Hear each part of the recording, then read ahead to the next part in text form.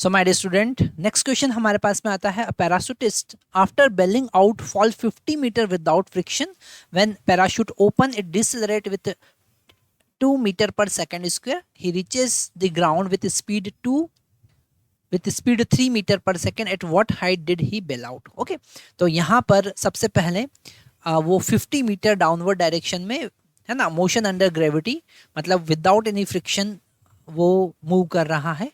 तो फर्स्ट वो 50 metre downward जाता है ना।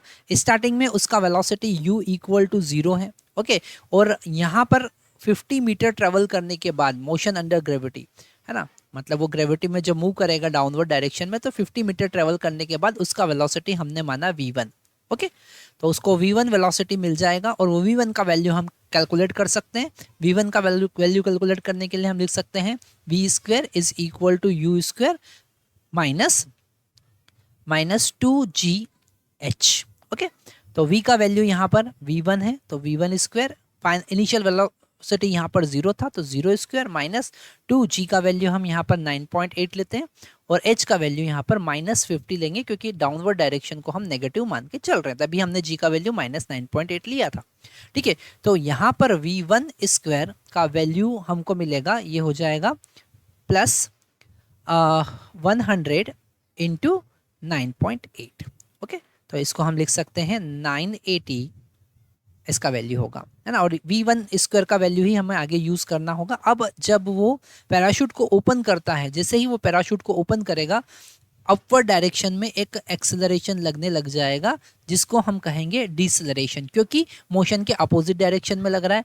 तो ये जो एक्सेलरेशन है इसका वैल्यू गिवन है 2 मीटर पर सेकेंड स्क्वायर। ओके, और जब फाइनल वो ग्राउंड पे पहुंचेगा तो ग्राउंड पे पहुंचने के बाद उसका जो वेलोसिटी है, क्वेश्चन में गिवन है कि वो वेलोसिटी हो जाएगा 3 मीटर पर सेकेंड, है ना, मतलब इस फाइनल वेलोसिटी को हमने v कंसिडर किया है जो कि 3 मीटर पर सेकेंड स्क्वायर 3 मीटर पर सेकेंड हो जाएगा। तो हम यहाँ पर फिर से इक्वेशन लगाएंगे, third equation of motion v square is equal to v1 square minus 2 acceleration यहाँ पर a है। ओके, और जो डिस्टेंस है वो s हमको कैलकुलेट करना है कि कितना डिस्टेंस होगा।